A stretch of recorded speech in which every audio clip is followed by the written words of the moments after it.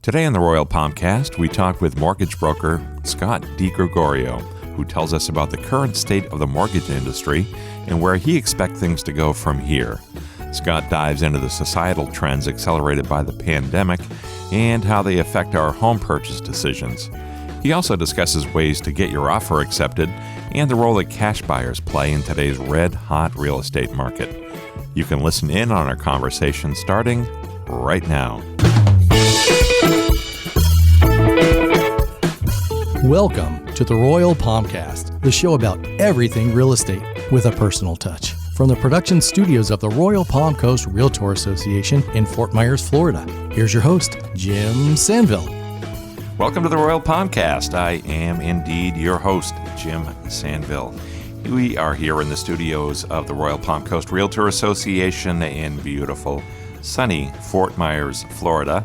With us today, as usual, is Jerry Johnson running the board. Hey, Jerry. Hey, Jerry. Indeed, I am here. You are yes, here. Sir. All right. Yeah. Physically and mentally. You're getting kind of giddy. Christmas is coming right up in a few days. Christmas does make me giddy. Getting kind of excited. I'm wearing my red Christmas shirt. Yeah, I'm mentally sitting under the tree unwrapping cool gifts I'll never get cool. now. Yeah, as long as they're electronic. I'm going to play out the fantasy here. I always tell those who would buy me a gift, if they'd be so generous, to give me something that plugs in or takes batteries. Yeah. And pretty good guide for a guy. Pretty happy. Hey, we are not here to talk about my Christmas wish list. We're here to talk about mortgages. We have with us in the studio today one of the premier mortgage providers in the Southwest Florida area. His name is Scott DiGregorio. Hey, Scott, welcome. What's going on? We are just hanging out here. Wanted to talk mortgages, and luckily you wandered in, and it's going to work out great. And I thought I was just getting directions. I should mention that this is the show where we talk about real estate. We talk about every aspect of it. We talk about it from the perspective mainly of the realtor. Also, if you're a homeowner, home buyer, home seller, you will definitely pick up some information which will be useful to you and hopefully make you an even more savvy consumer when you are in the process of buying or selling a home. So that's what we do, and we aim to, like I say, cover every topic. This is one we have not touched, I don't think, ever on this podcast, is mortgages, right, Jerry? Well, certainly not from the Scott DiGregorio perspective. No. So we brought in the best. We brought in the big guns, the heavy hitters, and so he is here. First, Scott, you've been in the mortgage business for, 25 plus years, right? Yeah, a long time. Tell me about kind of your background story, where you're from, and how'd you happen to get into this business? So, like everybody else, I grew up as a young boy dreaming of being a loan originator. That's not true. So, born and raised in New York City, moved here with my parents when I was in college. I was studying architecture, and I moved down here. The FGCU had to be built for me to take the classes I needed. So I got a job selling copy machines, and one day I walked out of an electrical supply company in Cape Coral, and this gentleman followed me out, and he said, "Scott, you have been knocking on a door every Friday for a year and a half to sell us a copier." And I said, "Great, are you ready to buy?" And he said, "No, I'm ready to hire you. I'm opening up a mortgage company." And I am thankful that he did not relent, and he stayed on me, and he eventually paid for my license. And he said, "You could do it part-time. I'll pay for the license." And I closed one loan and genuinely fell in love with it. It's really? I cannot imagine me doing something else at all. Yeah, that's an interesting kind of way to get into the mortgage business.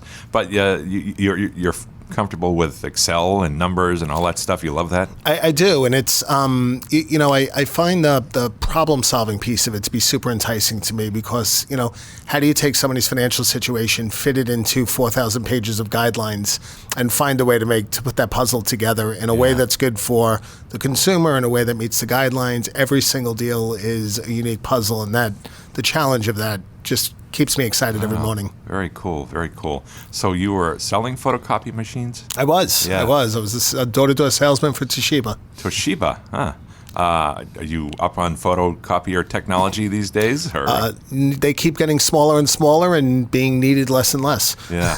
When I was a kid, way back, my father worked for a copy machine company. One of the first ones, it made what they call photostatic copies. It was called a Pico. You ever heard of them? I have not. They are obsolete now. They don't exist. But these machines, I remember he would bring them home. He would repair them. This is kind of his side hustle. And they were monstrous and super heavy and complex and full of chemicals that we ought not to have had in the house, I'm sure. But we got through that. So photocopies to mortgages. Let's take a look, if you don't mind, Scott, at kind of the state of the mortgage business as we approach 2022 here. Sure. Where are we at, and where do you think we're going? I think we're in an interesting time, and I think this transition happened a couple of years ago. I think it was on its path, but I also think that COVID maybe moved up the timetable quite a bit. And what I mean was, the mortgage industry has always been the basis was get real estate agent partners, take care of them, receive their referrals, and everything was very old school, paper and pen, and I think that started to shift with the internet, with homes being listed online. I think consumer direct is an important thing, and I know I transitioned my business to receive. I'm about 40-50% consumer direct now, and I started that transition about 4 or 5 years ago when I saw it. What's interesting now, though, with COVID is we've really moved to a digital place. I think when the internet really got going was right around the time that the real estate collapse happened. And I think as a result of that, technology didn't come into our ballpark. It came in a lot later than it did everywhere else. But it's here now, and it's here in a big way. And electronic applications and Zoom meetings and things like that are the norm. They used to be a goal of mine, and now it's the norm. And I think it enables us to maybe serve a larger base of clientele. I think that it enables us to be a little bit more efficient. What we have to be careful of, and this applies to both mortgages and real estate, is we don't go too all in where we're losing the personal touch, we're losing the personal guidance in the relationship. I was very nervous in switching to Zooms that I was going to lose my rapport building. And frankly, I don't think there's been any reduction in that at all. I think two people could look at each other through their computer screens and connect eyes and connect their eyes with each other, feel emotions and connect. So I think that's a big piece of it, and I think technology is going to continue moving forward to play a larger and larger role in things. We're starting to move to the point where, thankfully, a lot of the documentation we need from people is being done through third-party electronic providers. All of this leads to more efficiency in the industry. Mm-hmm. I should mention that you are with Primary Residential Mortgage. You're the branch manager at the Fort Myers office here, correct? That is correct. My office on College Parkway. Gotcha. Now, you said something about consumer direct. 43% of your business is consumer direct. What's the other kind or other kinds of business? The rest of it is realtor-based and past client-based. Okay. Yeah, Leaving the realtor out. Exactly. Every agent listening to this, I'm sure, recently has had the experience where somebody called them up and said, "Hey, can you show me 123 Main Street?" And when I do my classes, I ask the audience, do you realize that those people have decided to buy, selected a neighborhood, selected a price point, selected a house, all on their own, where 3-4 short years ago, that work was being done alongside a real estate professional and mortgage professional. So, and very often by the time that phone call happens, they've already been pre-qualified. They've been online to one of the big lenders or the local bank or somebody like me. So it was very obvious to me that starting to market through videos, through social media, things like that, get my name out there, the branding piece of it is becoming more and more important. And I think for both real estate and mortgage, it's really the wave of the future is to build your personal brand. And that will always have value regardless of what the financial technology companies do to get in the way of things. Mm-hmm. How competitive is the mortgage business these days? Extremely competitive. We're in a time now where the market is sizzling hot. Cash buyers are everywhere. Getting finance offers accepted gets harder and harder. And people are fighting for this frenzy. The other thing that's happened recently, again, both industries, more and more people are flocking into the industry with the promise of, quick, easy money. Anybody who does this well knows that there's nothing quick or easy about it, but it sounds that way nowadays because of what everybody hears. So people that might not otherwise be in the business are in the business now, and although they're not doing much, you have 1,000 new people in the area. They're each taking one deal here, one deal there. Before you know it, the pie's getting cut into smaller pieces. Yeah. Now, I think I could guess what kind of differentiates the various mortgage companies. But let me just ask you, how are they different? What are the different models?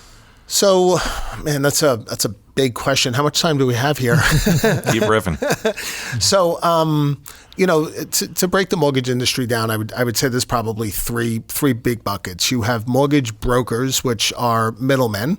They act as an intermediary between the customer and the ultimate lender. You have mortgage banks, or depository banks, which is any bank in town that you could open up a checking account in. The big boys of the world, as well as some of the smaller community banks, credit unions, etc. And then the third bucket is where I'm at, which is a mortgage banker. A mortgage banker, you're lending your own money. A lot of times, you're keeping the loan and servicing them. You're making the decision. All of that stuff is done internally. Yet you can't open up a checking account with us.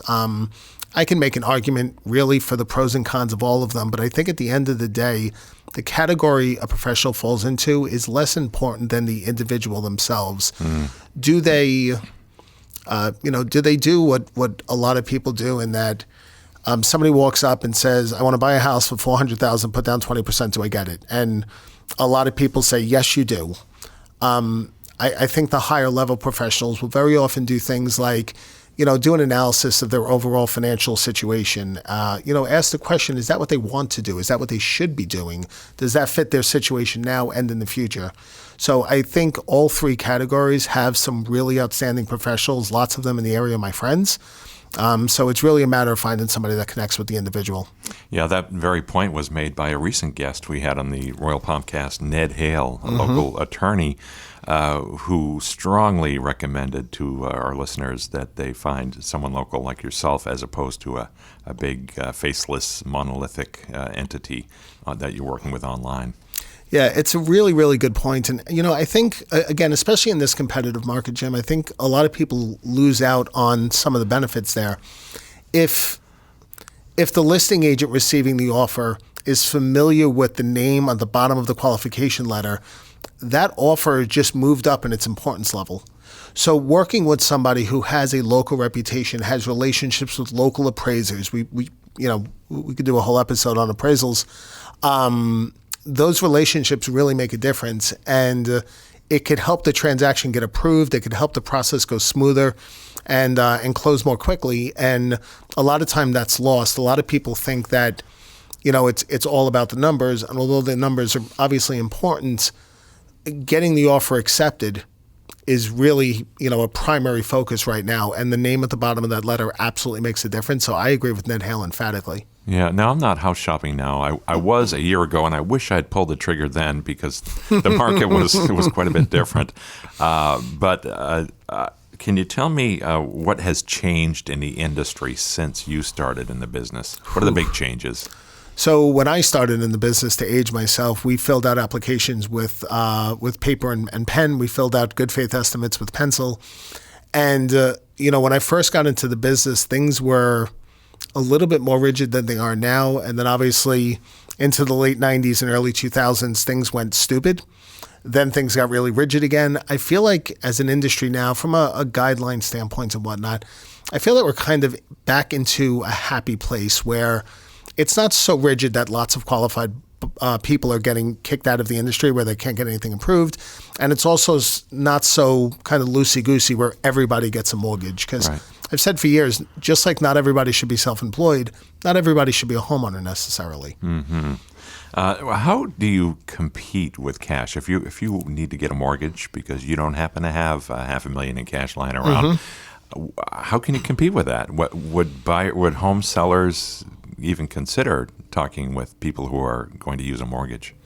I think it's a difficult question. I've had a lot of buyers frustrated lately in trying to get their offers accepted, and they're saying it's not fair. And although I can appreciate the sentiment, the reality is if they were the seller, they would probably do the same thing. So I think you have to look at the big picture of things. Again, I think working with the local lender makes a difference.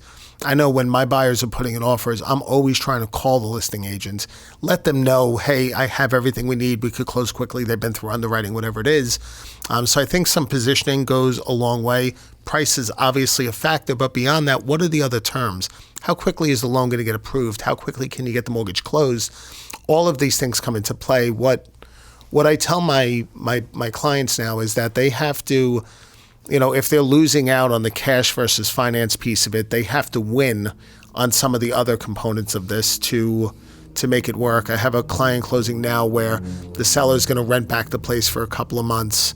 And that was the difference. Their flexibility in that was the difference in getting them to have their offer accepted.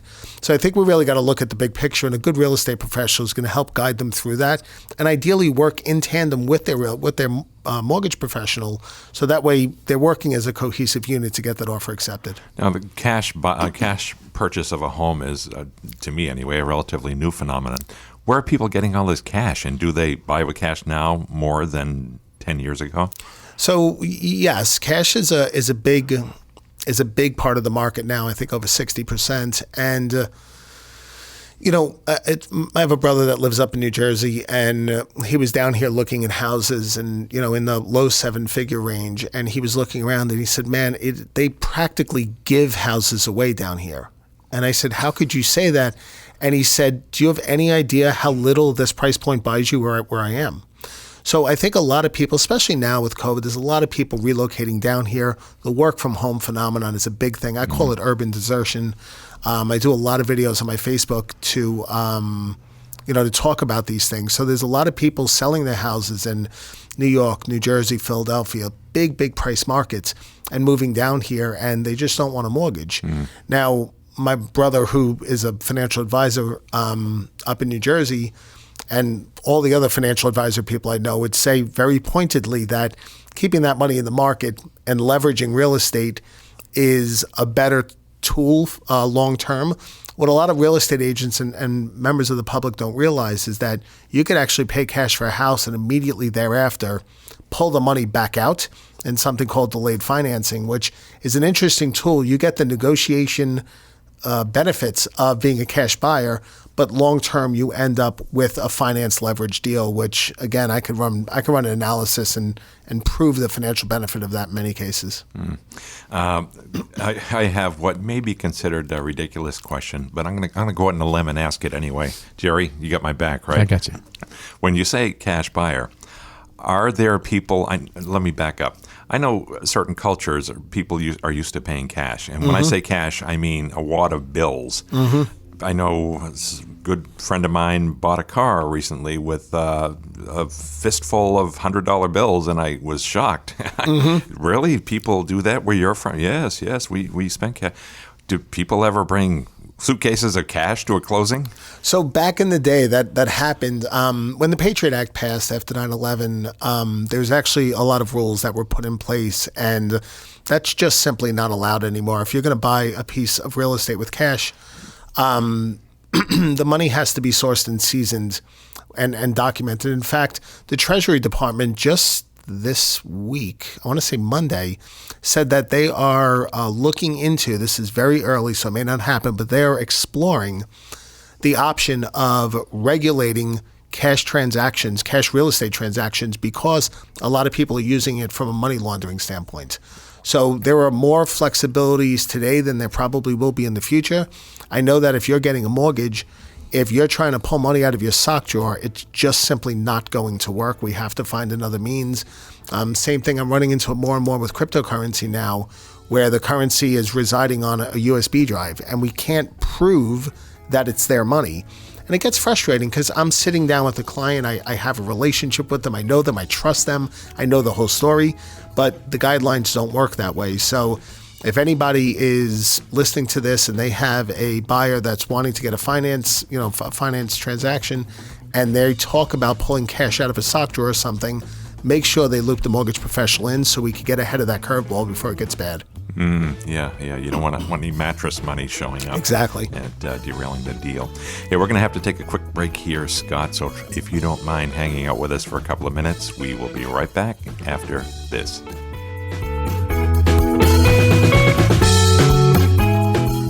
Hi, I'm Jason Jacobs, and you're listening to the Royal Palmcast. Hi, I'm Carolyn Johnson with Goodwill Industries of Southwest Florida, and you're listening to the Royal Palmcast. Hi, I'm Bill Risser, and you're listening to the Royal Palmcast with Jim and Jerry. This place is amazing. Do you know a student who could use help with college tuition? Well, if you're a realtor and you have children, this may be for you. The Royal Palm Coast Realtor Association has announced the creation of the Kevin Williamson Scholarship Program for sons and daughters of realtors who are pursuing higher education. To qualify, students must be Florida residents and have at least one parent who's a realtor. Scholarships start at $1,000, and applicants are judged based on extracurricular activities, financial need, and other criteria. This program is named in memory of our late President-elect, Kevin Williamson, who is well known in the community for his generous support of those in need. For eligibility and criteria information, visit the rpcra.org website. Click on the magnifying glass search icon, type in scholarship, and press enter. Then click on scholarship from the results. We wish the best of luck to all.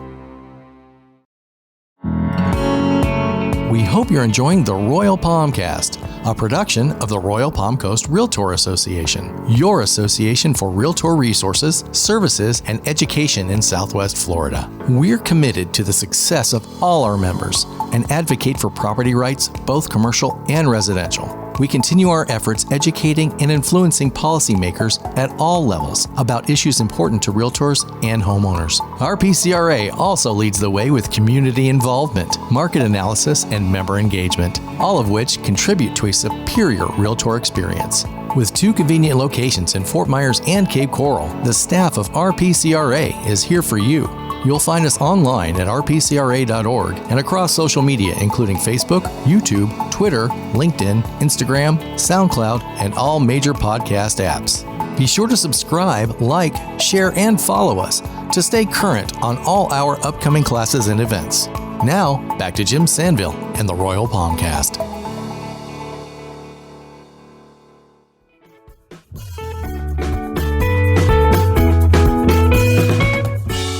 Welcome back to the Royal Palmcast. I am Jim Sanville. We are here in the studios of the Royal Palm Coast Realtor Association with our guest.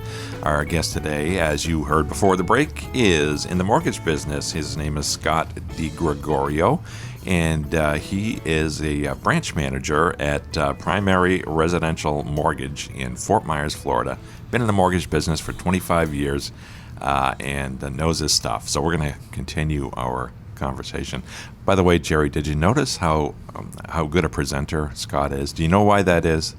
I have actually seen Scott in action several times at our education center, but I would like for you to enlighten me and tell me why that is. Let me tell you some fun facts about Scott. He is in the media business himself. He's a podcaster, a YouTube presenter.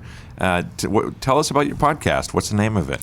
So my podcast is called Real Estate of Tomorrow, and like I mentioned earlier with the changes in the mortgage industry, I think the real estate industry is on the cusp, and it's already gone through unprecedented change, and that is what it's about. There's there's all kinds of ups and downs with Zillows, there's iBuyers, there's a big MLS lawsuit that not a lot of people are talking about. So I think the industry is changing in a big way. I also think, I referenced earlier that people now are deciding to buy selecting neighborhoods, price points, houses on their own. I think the real estate agents of tomorrow need to understand the shift and change their value proposition with it. Sometimes when people hear the beginning of me talking about this, they kind of take it as a doom and gloom thing. But the truth is this: during disruption comes the greatest opportunity. During the crash between 2011 and 2015, I grew my business, my volume 500%. Really? During a time where property values were in the toilets. So, and that was because I seized the disruption that was on there, and I think we're on the cusp of that again, and that's what the podcast is about. I release an episode every other week on Monday, and Real Estate of Tomorrow podcast. Real Estate of Tomorrow. Find it on your podcast machine. We recommend it. We have Scott teach some of the classes here that are related to mortgages at our Realtor Association, and he is always well received by the local realtors. Now, we talked, you just alluded to it, but we talked a little during the break about the changing attitude that home buyers have toward realtors and how their relationships have sort of evolved. Tell me about that. So, it's very interesting when people don't realize that their personal behaviors have changed. I find so many people that purchase one way and try to sell in a totally different way. And, one of the stories that I kind of reflect back on in this as far as changing consumer behaviors, growing up as a boy in New York City, you were taught don't talk to strangers, don't ever get in a stranger's car and all of those things. And when I raised my kids now are 16, 18, and 20, and when they were young, I raised them the same way. Don't talk to strangers, don't get in cars. Yet when my kids were 14, if it was more convenient for me, I would tell them to call an Uber to give them a drive and not think anything. Not only would I think it's less safe, I would in a lot of ways think it's more safe. So, people are changing, their expectations are changing, and a lot of the information and expertise that the public used to rely on real estate professionals to provide to them, the truth is they could get it themselves now. So I think the opportunity, and the same thing holds in the mortgage industry, I think where the opportunity really is abundant is looking for where are those holes in the information out there. And if you could become the provider of knowledge and be able to fill those holes, the opportunity to grow your business is bigger than I've ever seen it right now. And I think that is something that that people need to be focused on. I think the old mindset of, hey, let me find houses that meet your needs, or let me pull comps in your area to see what you could sell your house for, whether it's accurate or inaccurate is somewhat irrelevant. The public perception, and perception's everything, is that I don't need a person to do that for me. I could do it myself. And that is a very, very, very dynamic shift in mindsets. And I think that shift can hurt people or give people tremendous opportunity, depending on whether or not they see it and seize it. Mm-hmm. What kind of mistakes are you seeing people make when they approach you in terms of what their expectations are? I think that I think a lot of people, you're talking about from a client standpoint? Consumer, yeah. I think a lot of people do not think about the long-term impacts of the decision they're making. They're making a decision based on today's situation when this is a long-term decision. I had a client not that long ago who was telling me her husband owned a pool cleaning company. He was looking to retire in a couple of years. And when he retired, he was going to sell it for a relatively nominal amount of money. And she was buying this house and for whatever it was, $400,000 or $500,000. And I said, when your husband retires in 4 or 5 years, how are you going to pay for this house? And she said, I hadn't thought about that. And I said, well, look, if this house is worth your husband working longer, cool. I mean, I'm not here to make that decision, but you need to go home and you guys need to have this conversation. And, she was buying a house that was, I said, why this house? And she said, well, it's direct Gulf access. I said, oh, you're a boater. She said, no. I said, then why does that matter? She said, it's pretty to sit by the water. I said, you could go to a freshwater house and save a whole bunch of money and your husband could retire. So I think that those types of things, I see that those types of things is one big mistake people make. Another mistake people make is they try to get themselves prepared for the mortgage process. Maybe they're fixing their credit, or, hey, I'm going to pay off these old collections or pay off these credit cards or what have you. And the mortgage industry has become very complex. And, like anything else, you go online, you get a lot of okay information, but a lot of bad information. And the regulation components of my world, the compliance component, prevents people from putting a lot of content out there. I'm able to do it, but there's not a lot of good information out there, so people are misinformed. And a lot of times when they're trying to quote unquote help themselves, they're actually pushing themselves in the wrong direction. So looping in a true professional to help guide them and prepare them. I speak to many people that are 6 and 12 months out from getting something, but I'm helping them put their things together.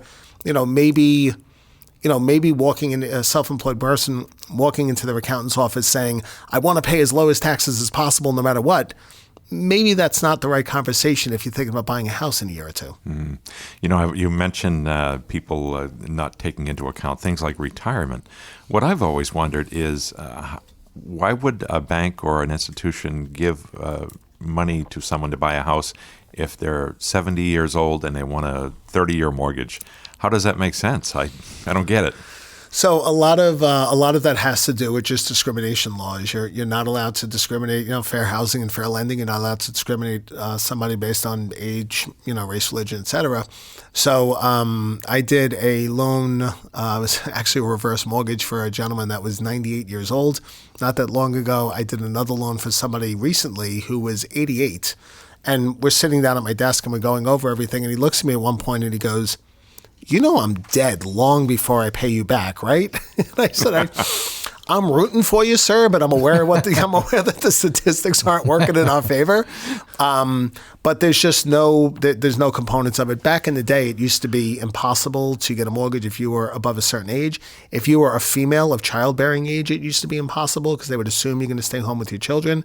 And thankfully, laws were passed that made all of that illegal. So it's just not a factor. So these days, if someone is of an age where they may not be expected to live for the full term, if they're gone in 10 years and they have no heirs or people to assume the bill, they're stuck holding the title. I mean, in that situation, probate kicks in and the state kicks in and whatnot. And some houses do go back to the banks in those situations. Way more often than not, there's something that the house is left to, even if it's a animal shelter. So things are handled better in that way, but age has no part of the decision-making process. Sure. Yeah, I get it. All right. Well, I do want to talk about reverse mortgages and other alternatives, but we're going to do that actually in a different show. So I want to give a plug to that show. The next show we do with Scott will be about those alternative programs and some of the. You don't want to miss that. It's going to be a good one. Yeah, that'll be interesting. Don't miss that one. But now, I think Jerry knows where I'm going right now. I'm coming to my favorite part of the program, Scott. This is called, and I think I warned you about it, the lightning round. That sounds intimidating. It can be, but it depends on how you approach it. Now, the lightning round is it's a kind of a big deal. It's the part of the show where we get to know you even better as a person and find out a little bit about your favorite things and what makes Scott DiGregorio tick. So that's what we're going to do now. And we have just a few questions. We're looking for soundbite answers. Don't overthink it. And I'm going to ask Jerry at this point to hand me the questions. And he has, by the way, I don't know if you listen to this show all the time, Scott, but if you do, you know that Jerry on show days will get up super early, 3 a.m., I believe. He's falling asleep at the board. 3 a.m. You're up at 3 a.m. 3 a.m. He drives out to beautiful North Fort Myers, Florida, where we have at a secret location today's lightning round questions stored on official game show host 3x5 index cards in a super box at our secret location. Jerry has retrieved them. He came in very early this morning to the office, and he's going to open the super box. And Scott can right physically see the super box. I can. I'm going to make it a This is an actual super box. Jerry is fiddling with. He doesn't seem to know how to operate it. There we go. There we go. Yes, I told you last week, Jerry. You bang it on the side. I know. Okay. I got it. All right. I do have the official. If they weren't official, I couldn't do that. Cards with me right now. So we're going to jump right into the lightning round. All right. You ready for your first lightning round question, Scott? Let's do it. All right. Where would you live if not in Florida? If I was not in Florida, I would live back in New York City. Oh, okay. And what borough? Brooklyn. Brooklyn, where you're from. Yes. All right. Go Nets. Absolutely. Yeah. Go Mets, Nets, and Jets. Right? I'm the opposite on all three of those, but that's cool. Well, they rhymed. I was going to say my three don't rhyme, so it's not as cool. All right. I'm about to ask you the most controversial question. This one can actually stir people up. It's some passionate debate. Cats or dogs? Dogs. You're a dog guy. Easy. In fact, I got a new puppy today. Oh, you did? I did. You must tell us. What kind of puppy? I did. We got a Burma Doodle. Burma Doodle? That's a Burmese mountain dog and a poodle. Wow. Wow. How big will it get? Bigger than the breeder told me is my guess. Oh, yeah. That's usually how that works out. Well, that's very interesting. Good luck with your sleep this weekend. Yes. Yeah. Okay, this one is multiple choice, and I think I know what Scott's going to do with this one. Is it you guys, yous, or y'all? It's you guys. Really? Yeah, it's you guys. I thought you'd be a use guy. No, definitely not used. It's definitely you guys. Okay, fair enough. I shouldn't prejudge. All right. Hey, when was the last time, Scott, that you saw snow? Probably 5 years ago, visiting my brother up in Jersey. Okay. All right. What's your guilty pleasure? Something you typically don't reveal. Well, I mean, by the very nature of it, I typically don't reveal it. Except here. I meant I should add that sentence into the questions. Okay, Jerry. so I will tell you this. I don't indulge in this often. A bowl of Breyer's chocolate ice cream, and you're going to make fun of me, but I pour milk over it. Milk over the ice cream? The milk forms like a little crystal coating on the outside of the ice cream. Is this whole milk? Skim? Whole milk. Whole milk. Whole milk. Breyer's chocolate ice cream. Wow. Don't judge me. Just try it. You'll thank me. Oh, I did this as a kid. I would stir up vanilla ice cream with a little milk and tell my sister to eat her mashed potatoes. You know, I don't know. I just eat it myself. Tell me what your stance is on this. Socks with sandals, yes or no? No. No way. No way. Easy. All right. Which iconic movie did you never see that everyone's still buzzing about 30 years later or whatever it is? Oh, my. That's a tough one, Jim. The Sound of Music. Sound of Music? Okay. For me, it's Star Wars. Not that you need to know that. That's but a classic Jerry, how movie. about you? I always wanted to ask you that. I think there's not a classic movie I don't think I've seen. I haven't watched Gone with the Wind all the way through. What do you mean even? That's one of the top. Well, there you go. That's Wow. fine. That's aggressive. It's a Yes. long movie. Yeah, it is. But okay. But I did watch Citizen Kane thanks to Jim's Oh, I love that. recommendation. I love that. That was pretty interesting. Rosebud. Yeah. All right. No spoilers I here. have no idea. All right. Tell me about some of your favorite things now. Your favorite movie? Pulp Fiction. Good one. Classic. Food. My sauce. Your marinara? Yeah, my sauce. And by the way, if anybody's listening, it is not gravy. It's not gravy. It is sauce. Sopranos said gravy. I was just going to ask you about They that. were from the wrong part of Italy. My wife's parents are from Italy, and she grew up speaking Italian in an Italian Brazilian household. Mm-hmm. And I said to her, "Pass the gravy." She said, "What are you talking about?" So I said I meant the marinara. So is my sauce a brand or that's your sauce? That you make your own recipe? It's my family recipe. Oh, there you go. Yeah. Do you do the chef's kiss every time you make It's it? the only way to make it. All right. What's your favorite sport as a viewer?